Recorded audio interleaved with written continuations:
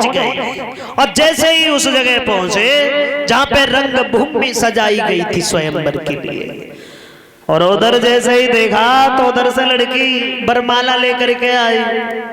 नारद ने देखा अब तो ये बरमाला हमारी गर्दन में भाई पड़ी जाएगी, क्योंकि हमारे समान कोई सुंदर है ही नहीं, यहाँ तो सब ऐसे ही है। बड़ी खुश।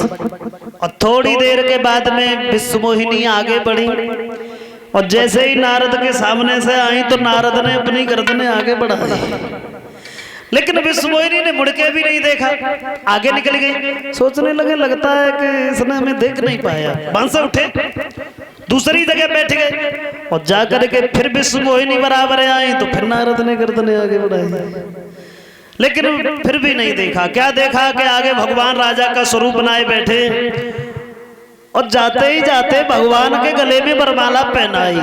जो नारद ने देखा आवाज लगाई, पागल है ये लड़की, भगवान ने इसे रूप दिया लेकिन ये रूप की पहचान नहीं जानती। हमें देखो, हमारी सुंदरता को देखो, और इस लड़की से ये कहो कि ये बरमाला हमारी गर्दन में पड़ी चाहिए, इससे शादी हम करेंगे।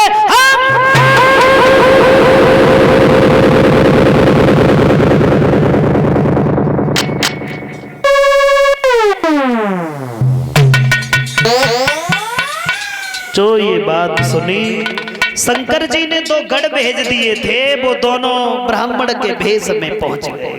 क्यों नारद काहे को चिल्ला रहे हैं? चेहरा देखा है तुमने अपना? नारद कहने लगे क्यों, तू क्या हमसे ज्यादा सुंदर है? बोले पहले चेहरा देखो।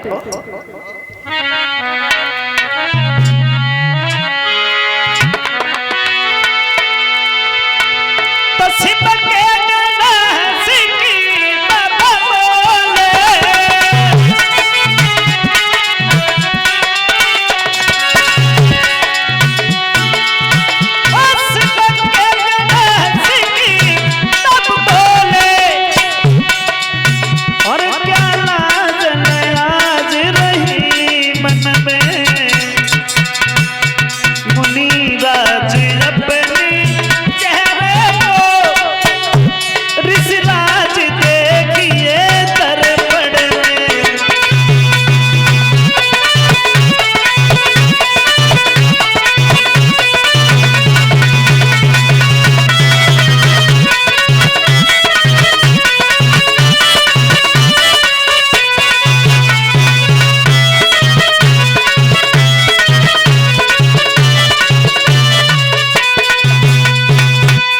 जवाब दिया है, तुमने देखा है अपना चेहरा?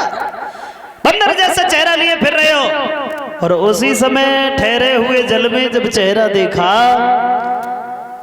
तो नारद को बड़ा ही कष्ट हुआ। बड़ा गलत काम किया मेरे साथ में नारायण ने। कोई बात नहीं, तुमने भले घर पहना दिया है नारायण, अब हम तुम्हें छोड़ेंगे नहीं। तुमने हमारा जो बंदर जैसा स्वरूप बनाया है, अब हम तुम्हें श्राप देंगे। जिस लड़की के पीछे हमें खाना पीना तक अच्छा नहीं लगा, उसे लेकर के तुम जा रहे हो। कोई बात नहीं। दोबारा से फिर झांके जल में नारद तो पहले जैसा चेहरा हो गया, वो बंदर वाला स्वरूप गायब हो गया। और क्या देखा है कि सामने भगवान जा रहे हैं लक्ष्मी जी और विश्वमोहिनी के साथ में, उधर भागे। और जैसे ही भागते हुए नारद को देखा तो भगवान ने एक बात पूछो कि ये नारद बड़े क्रोध में लग रहे हो, कहां भागे जा रहे हो? नारद कहने लगे कहीं नहीं जा रहा हूं, तुम्हारे ही पास में आया था। क्यों? क्योंकि तुम बहुत बड़े कपटी हो। समुद्र का मंथन कराया अकेले तुमने, लक्ष्मी जी निकली, कौस्तुभ निकली, अपने पास में रख ली, शराब निकली, राक्षसों को पिला दी, जैन निकला, भोले बाबा को पिला करके उन्हें पागल कर दिया, और मेरा घर बसने नहीं दिया, उससे पहले ही जोड़ दिया। तुम्हारे मन की हम जानते हैं, तुम किसी का भला नहीं चाहते हो। पर मैं स्वतंत्र न सर पर कोई, और आबे मन नहीं करो तुम सोई। तुम्हारे सर पे कोई नहीं है तो इसका मतलब ये तो नहीं है कि तुम्हारे जो मन में आएगा वो करोगे। जिस लड़की के पीछे हमें खाना पीना तक अच्छा नहीं लगा, उसे लेकर के तुम जा रहे हो। एक बात बताएं प्रभु, तो कई ऋषि झुंझलाई, अरे तुम कौन की न लगे भलाई। कई ऋषि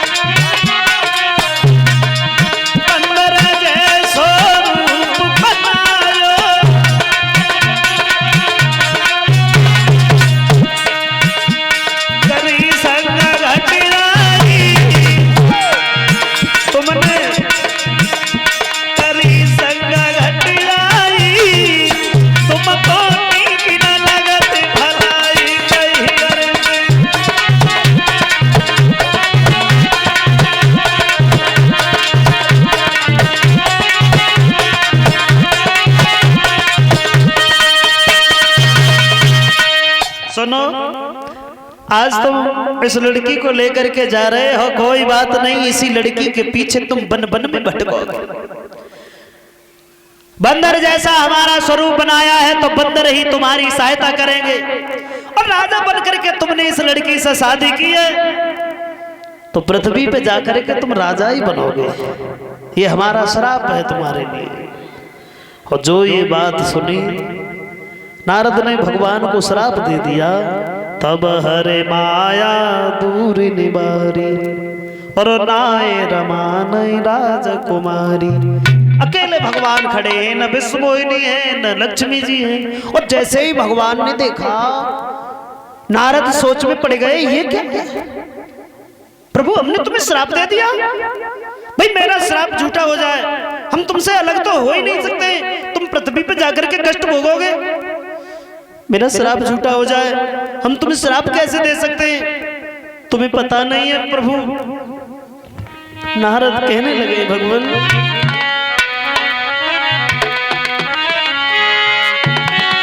कि जन्म जन्म का साथ है हमारा तुम्हारा, और तुम्हारा हमारा।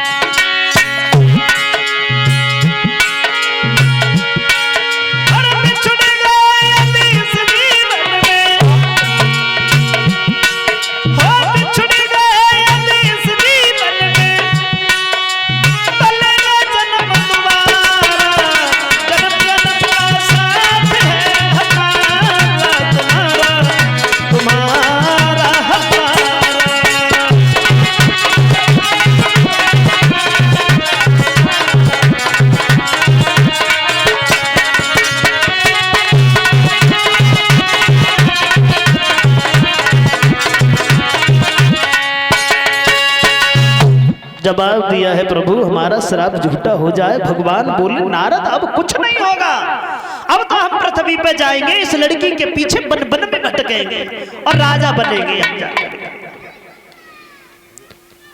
भोले बाबा समझाते हैं कि सुनो गिरजा, ऐसे भगवान ने नारद को श्राप दिया। तो गिरजा कहने लगी प्रभु तुम्हारी माया का भी कोई पार नहीं है, भला आपने